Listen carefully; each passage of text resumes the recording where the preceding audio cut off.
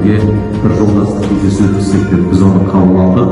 Бүгін өзіміз соған қатысуға келіп отырмыз. Сол үшін бүгінгі ойын жақсы кездесуге қызықты өтеді деп ойлаймыз. Осындай мерекелеріміз көп болсын, еліміз сау болсын, әрімізде аспанымыз ашық болсын мерекеміз.